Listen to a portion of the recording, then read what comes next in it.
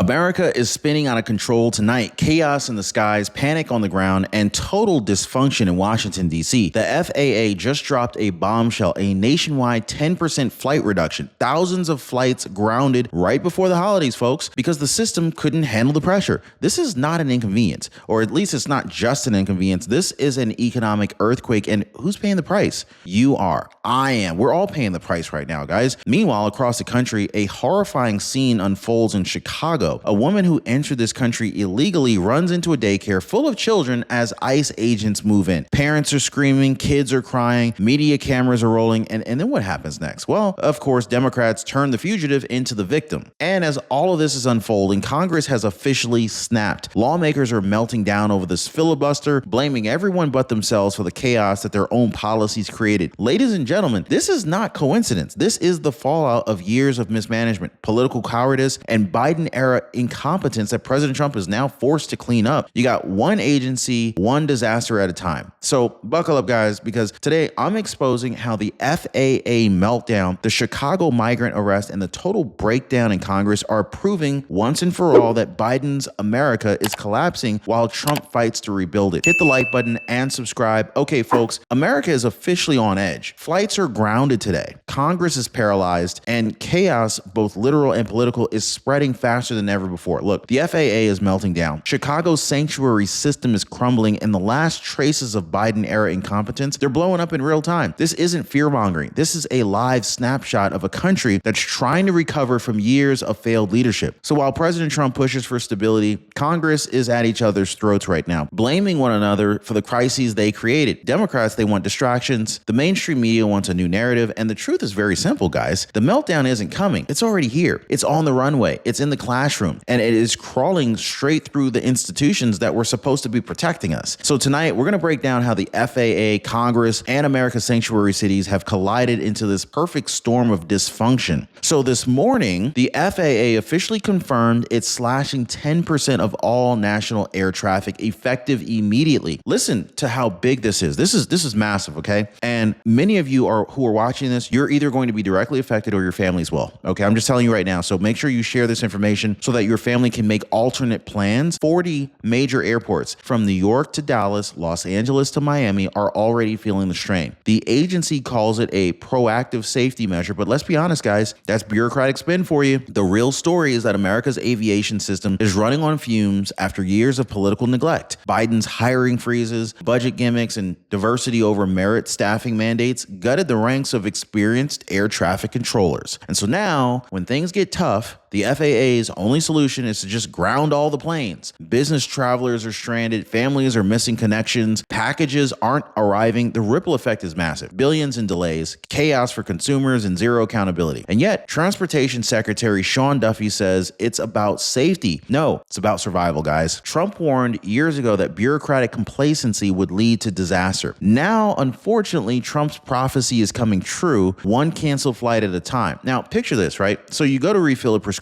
and suddenly your Medicare plan doesn't cover it anymore. There's no warning. There's no explanation. You're just standing there at the counter and they're asking you for money and you're like, this is normally free. What are you talking about? You need $100. This is why I've partnered with Chapter. They track every Medicare plan update so that you don't get blindsided by sudden charges. Now, one viewer, she said, Chapter caught changes that my provider never told me about. So let me ask, do you want to be blindsided or do you want to join the thousands who are already seeing it coming? Now, most people, they're already dialing the phone number right there at the bottom of your screen, or they're visiting askchapter.org/Ron. The phone number again is 909-563-8279. And here's what viewers like you were saying. So Donna Perry, she said, Chapter helped me, Ron, save $600. Thank you, Ron. I mentioned your name, smiley face. Hey, guys, that's absolutely amazing to hear. So the government shutdown may have ended on paper, but the scars are still fresh. Get this. Thousands of FAA employees remain unpaid, reassigned, or flat out exhausted. Air traffic safety controllers' fatigue have become so severe that internal safety audits are being quietly delayed. And yet Congress acts as if the chaos is over. Business as usual in the swamp, you know? But here's the truth. The shutdown was never about the budget. It was about power, and Americans got caught in the crossfire. Every hour lawmakers wasted fighting on cable TV was another hour travelers spent stranded in terminals across the country. And who had to clean up the mess? President Trump's administration. And so while Trump called for accountability and reforms, Democrats doubled down on obstruction because dysfunction is their political oxygen. Now, Washington still hasn't even learned the lesson. America doesn't stop just because Congress can't agree. The people work, planes fly. The country moves whether Washington wants it to or not. And so while flights are being grounded nationwide, the Senate itself is at war with itself. Trump's allies are saying it's time to finally end the filibuster. This is a tool that both parties have abused for decades to stall progress. But establishment Republicans are clutching their pearls, terrified of breaking tradition. Meanwhile, Democrats, they're hiding behind the same rule of block common sense reforms that the majority of Americans actually support. And so Senator Josh Hawley, he pretty much summed it up perfectly when he said he's choosing people over procedure. That's the dividing line in Washington, D.C. right now, guys, between those who care about results and those who care about rituals. The irony, while Americans can't even board a plane, Congress is out here arguing over how many votes it takes to hold a vote. It's ridiculous. It even sounds stupid saying it. This is the definition of dysfunction. Trump calls it simple: end the games, get things done. But inside the Capitol, egos come before duty and political theater continues while the nation waits on the tarmac. So while Congress points fingers and cable pundits debate procedure, President Trump is once again doing what Washington refuses to.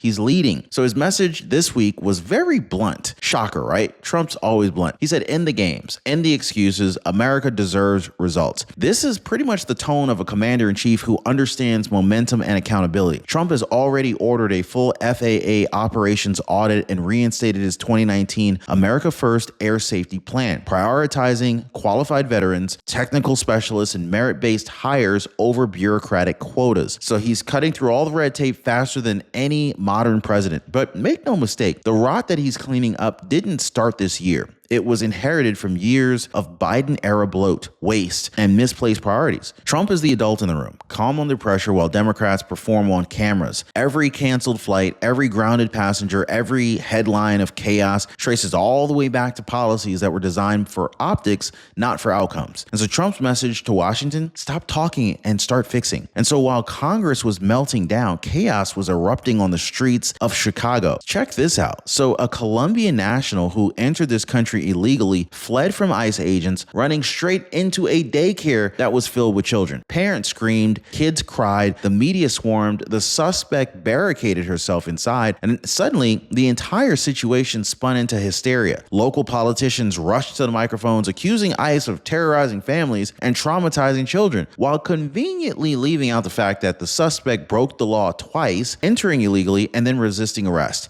Now, ICE called it what it was: a dangerous confrontation caused by a fugitive who refused to comply. But in the sanctuary city of Chicago, the truth didn't matter. The narrative was already set. Blame law enforcement, defend the lawbreaker, and then make the story about race instead of responsibility. This is the exact kind of emotional manipulation that the media thrives on, and it's tearing our country apart. And so that fallout right there from that Chicago daycare arrest, it's a masterclass in media distortion, okay? So this is what they're doing. So on the one side, you got the Department of Homeland Security releasing a detailed account. ICE agents attempted a targeted traffic stop on a woman known to be in the country illegally. She refused to pull over, fled on foot, basically she ran away, and barricaded herself inside of a daycare with a companion, recklessly endangering children. But the moment local officials got involved, the story was completely rewritten. Check this out. Suddenly, it wasn't anything about what I just said. It wasn't about law enforcement doing their job. It was about armed ICE agents storming a preschool, okay?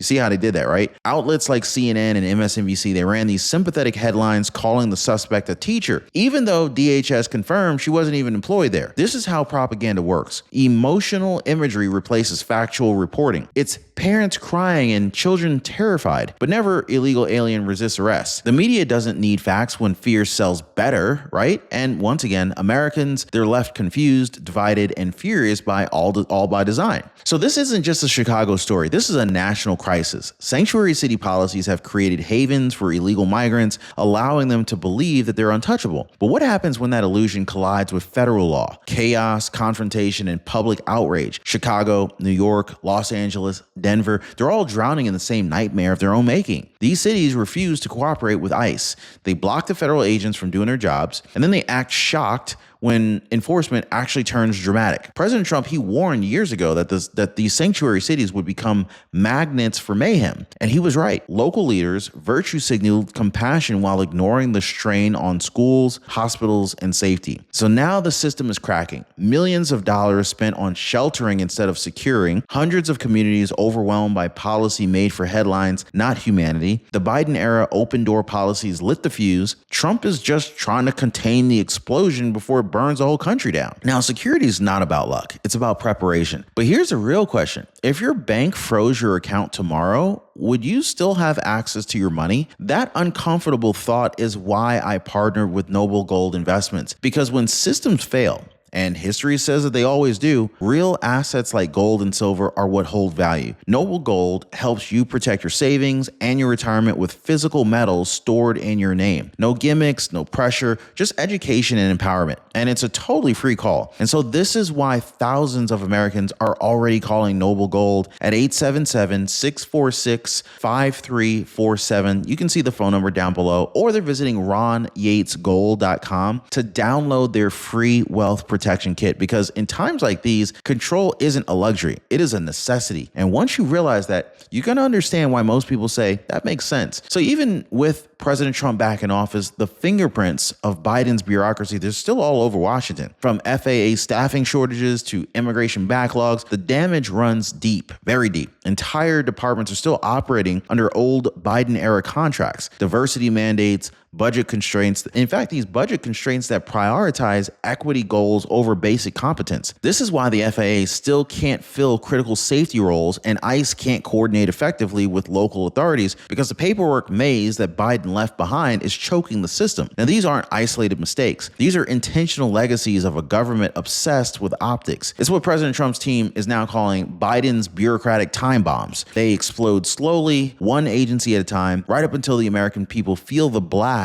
in canceled flights, broken borders, and skyrocketing prices. Trump's administration's digging through the rubble, reforming agencies from within, but even the best leader can't rebuild overnight when the last one left behind a disaster zone. So every policy failure has a face. It's the family missing a wedding because their flight was grounded, the veteran sleeping on an airport floor after 12 hours of airplane delays, right? The mother in Chicago who now hesitates to drop her child off at daycare, afraid of chaos erupting again. These are all real Americans that are paying for government dysfunction. So while bureaucrats are playing politics and pundits perform outrage, ordinary people, they're the ones that are stuck holding the bag. Small businesses lose revenue, workers miss shifts, parents lose trust in institutions that are supposed to protect them. This isn't just a political crisis. This is a moral one. So Washington's negligence has consequences that stretch way into the homes, into the families, and into our paychecks. And so when you can't depend on your government for something as simple as safe skies or secure borders, then what's left to believe in? That's the human cost of incompetence.